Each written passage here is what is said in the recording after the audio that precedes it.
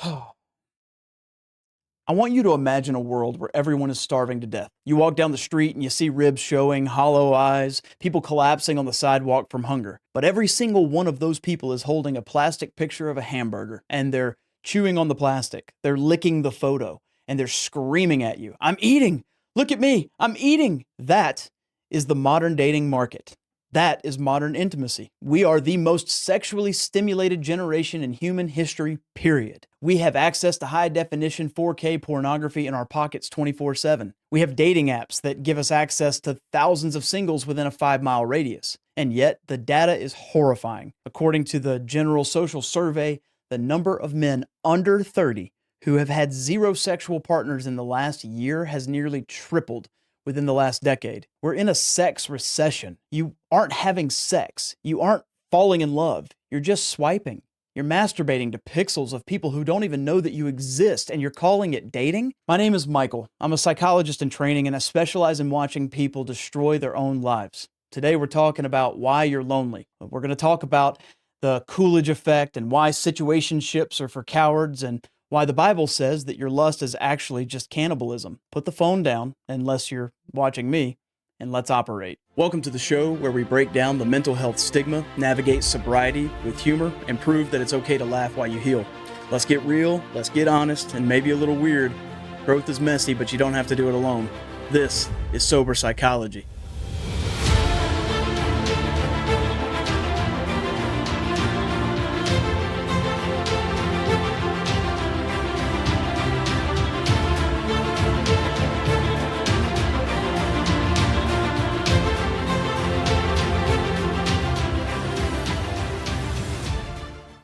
Let's start with why you can't get a second date, or why you ghost people. There's a psychological concept called the paradox of choice, which was popularized by Barry Schwartz.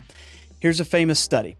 You set up a jam tasting booth in a grocery store. On day 1, you offer 6 flavors of jam. On day 2, you offer 24 flavors of jam. On day 2, with all 24 flavors, way more people stop to look. But guess what? Almost none of them bought anything. On day 1, with only 6 flavors, people bought 10 times more jam. Why is that? It's because you have infinite options and your brain becomes paralyzed. You become terrified that if you pick the strawberry, you might miss out on the apricot ginger fusion flavor. It's the opportunity of cost that becomes way too high. This is your love life. You treat human beings like jars of jam. You go on a date with Sarah or John, and they're nice, they're funny, they have good values, but then your brain whispers to you and says, yeah, I bet if I swipe 5 more times, I could find someone with slightly better abs and a cooler job. So you swipe. You discard a real human being for a hypothetical fantasy. Psychologically, this creates maximizers and satisficers. A satisficer finds something that meets their standards and then they're happy. A maximizer needs the absolute best option possible. Maximizers are miserable. They have higher rates of depression and regret, and dating apps are designed to turn you into a maximizer. They gamify human rejection. They turn people into products in a digital meat market. And the result?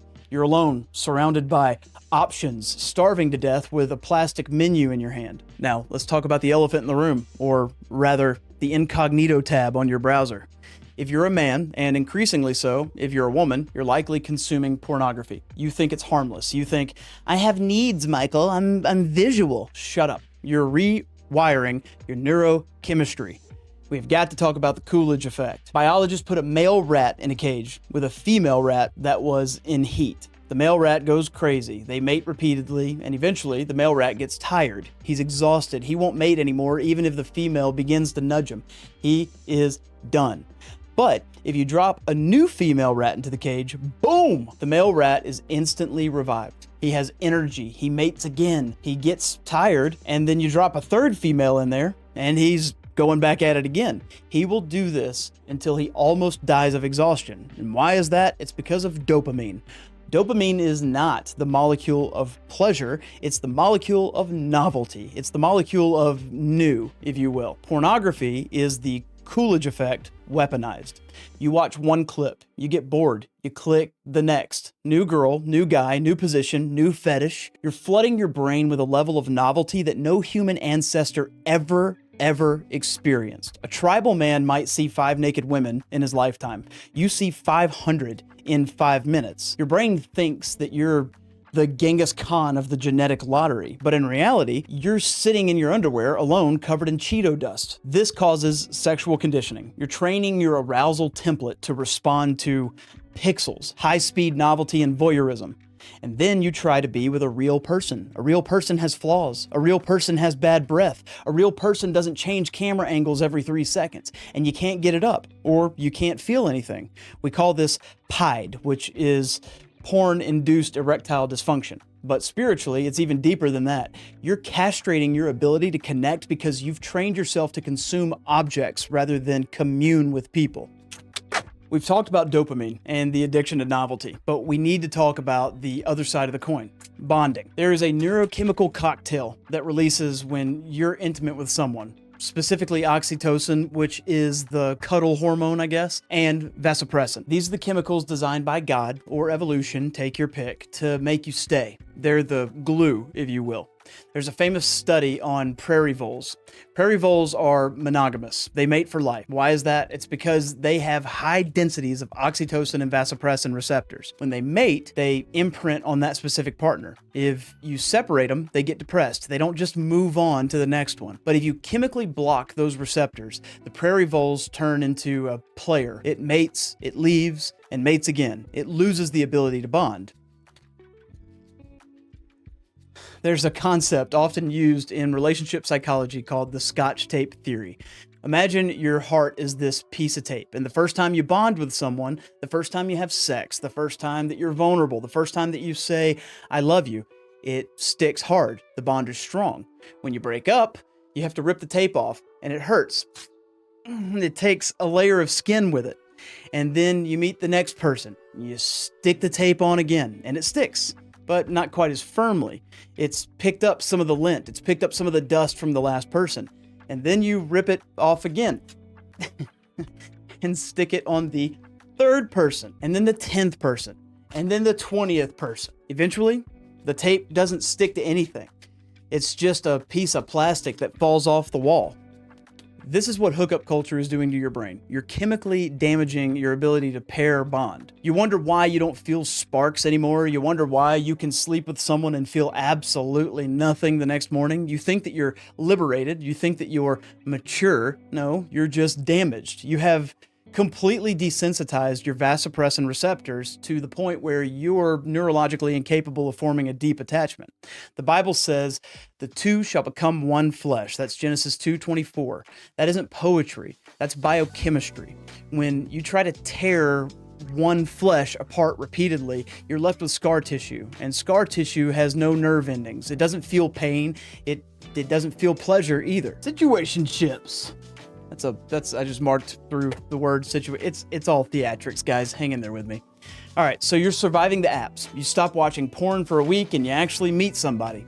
And then you enter the hellscape known as situationships. We're just hanging out. We're not putting labels on it. I'm just focused on my career right now. Let's translate that into psychological terms. I have an avoidant attachment style, and I am terrified of being known. Attachment theory comes from John Bowlby. We've talked about it a million times on this channel. It's how we bond. Secure people handle intimacy very well. Anxious people cling. Avoidant people run. We're currently living in an avoidant culture. And why is that? It's because intimacy requires vulnerability, and vulnerability requires the possibility of pain. And you guys are soft. You're risk averse. You want the benefits of a relationship, sex, emotional support, someone to text memes to without the cost. You want the premium subscription features on the free trial plan. A situationship is just mutual exploitation. You're using her body to masturbate. She's using your attention to feel validated. Nobody is committing. Nobody is building. And from a psychological perspective, this creates a state of chronic low-level anxiety because you never know where you stand. You're constantly auditioning for a role that you haven't been cast in. It destroys your self-esteem. It reinforces the idea that you're good enough to sleep with, but not good enough to keep. If you're in a situationship right now, define it or delete it. Be a man, be a woman, make a choice, stop floating in the gray water. While we're discussing why you can't commit situationships, we have to attack the philosophy that's enabling it. If I open Instagram right now, I'll see 10,000 posts telling me that you have to love yourself first, date yourself, don't settle, protect your peace. It sounds empowering, but let's look at this through a psychodynamic lens. This isn't health, this is pathological narcissism disguised as wellness. We live in an era of the main character syndrome. You view yourself as the protagonist of a movie, and everyone else, your dates, your friends, your family, they're just NPCs, which for my non-gamer folks, that stands for non-player characters. They exist to advance your plot. If an NPC annoys you, block them. If an NPC has needs that are inconvenient, ghost them. Protect your peace. Real intimacy, real love is the opposite of protecting your peace. Real love is chaotic. Real love is disruptive. Real love requires self-sacrifice. In psychology, we distinguish between healthy narcissism, which is having self-esteem, and malignant self-obsession. The modern dating advice is teaching you that malignant self-obsession is okay. It teaches you to view every interaction as a transaction. What am I getting out of this? If the ROI is not immediate, you just end up bailing. Here's the paradox. You cannot cure loneliness with self-love. You can only cure loneliness with other love. The Bible is very clear on this. Greater love has no one than this, to lay down one's life for one's friend. That's John 15:13. Notice it doesn't say greater love has no one than this, to set boundaries and to take a bubble bath. You're lonely because you're worshiping yourself. And let me tell you, you make a terrible God. You're a boring God. You're a limited God. If you want to find a partner, you have to stop asking, are they good enough for me? And start asking, am I willing to serve them? That shift alone, that little bit of a shift, that is the difference between a boy and a man, between a girl and a woman. Now, let's go biblical, because psychology describes the mechanism, but theology describes the soul. In Genesis, before the fall, Adam and Eve were naked and felt no shame.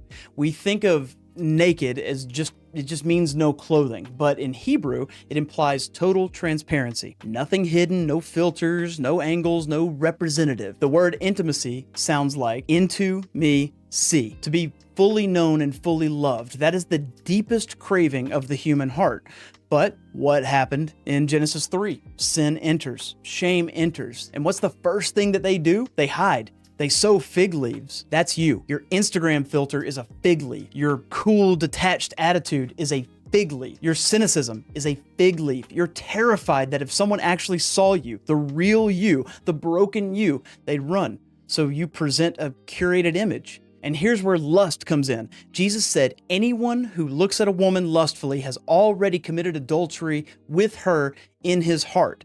Why is that so harsh? It's because lust is the opposite of love. Love says, I see you as a subject and I want to give to you. Lust says, I see you as an object and I want to take from you. When you watch porn, when you treat dating like a shopping spree, you're turning image bearers of God into consumer goods. You're cannibalizing their souls to feed your ego. C.S. Lewis said, the monstrosity, powerful word, of sexual intercourse outside of marriage is that those who indulge in it are trying to isolate one kind of union, which is the sexual union, from all the other kinds of union which were intended to go along with it. You're trying to taste the fruit without planting the tree, and it's rotting your teeth. Before we get to the gender wars, I need to speak specifically to the men for a second, because the women are angry, and psychologically, they have every right to be. There's a Jungian archetype called the Puer Aeternus, which is Latin for the eternal boy. In pop psychology, we call this Peter Pan syndrome, which was popularized by Dr. Dan Kiley in the 1980s. The Puer is a man who refuses to cross the threshold into adulthood. He wants the freedom of the adult, but he wants the responsibilities of a child. He basically just floats. He won't commit to a career. He won't commit to a woman. He won't commit to a mortgage. That's because commitment feels like death to the Puer. If I choose one woman, I kill the possibility of all other women. If I choose one career, I kill the fantasy that I could be an astronaut, rock star, billionaire. So he chooses nothing. He stays in Neverland. And how do we medicate this state of suspended animation? video games, alcohol, weed. I'm not being a moralist. I'm being a psychologist. Video games provide a simulation of competence. You level up, you conquer territory, you defeat the dragon, your brain gets the dopamine hit of achievement without you actually achieving anything in the real world. You're a level 60 paladin in the game and you're a level 1 busboy in real life. And the women, they're forced to become Wendy. They have to be the mother. They have to nag. They have to schedule the appointments. They have to remind you to brush your teeth. And here's the tragedy. You cannot have sex with your mother. The moment that a woman feels like she has to mother you, her libido dies. It's biological. It's evolutionary. If you want intimacy, you have to kill the boy. Carl Jung said the Puer Aeternus must die so the man can be born. So stop waiting to feel ready. You will never feel ready. Ready is not a feeling, it's a choice. You choose to be ready. Pick up a load, pick a struggle, and carry it. That's what attracts a woman, not your high score. I'm gonna make everyone mad now. One of the reasons that you are lonely is because we have murdered the polarity between masculine and feminine. Psychologically, attraction requires tension. It requires a positive and a negative pole. If you have two neutral poles, nothing happens. To the men, you have become passive. You want women to lead. You want them to make the plans. You want them to initiate. You're the nice guys. And by nice, I mean weak. You're agreeable because you're afraid of conflict. Women don't want a child to take care of. They want a partner who has a backbone. If you're addicted to porn and video games, you're projecting boy energy, and she will resent you for it. To the women, you have been told that you don't need a man, and economically, you don't. That's great. But emotionally, you are hyper independent to the point of defense. You treat every man like a potential threat or an incompetent employee. You want a strong man, but the moment that a man shows strength and leadership, you fight him for control. You can't have it both ways. You can't want a gladiator and then treat him like an intern. We're in a standoff. Men are opting out. The MGTOW, the incels, the dropouts, whatever. Women are dating their careers and then freezing their eggs. And everyone is going home to an empty apartment to watch Netflix and pretend that they're happy. God created male and female to complement, not to compete. Until we stop viewing the other sex as the enemy, the sex recession will continue until we just die out. All right. So what's the solution? It's not a new dating app. It's not learning game or Riz. It's radical monogamy. It's the terrifying decision to pick one person, one flawed, annoying, real person, and to commit to them, to delete the apps, to delete the porn, to endure the boredom of a long-term relationship, because that is where the depth is. Depth requires time. You cannot drill a well by digging 1,000 1-inch holes.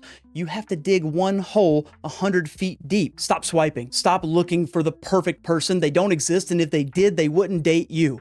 Find someone who fears God, who is willing to grow and build something real. I want you to do something very difficult this week. Delete the apps just for 7 days. Go outside, look someone in the eyes, risk rejection, because the pain of rejection is better than the numbness of never trying. I'm Michael. This is Sober Psychology. Stop consuming people. Start loving them, please. Keep your head up, keep your heart open, and go help somebody. Love you guys.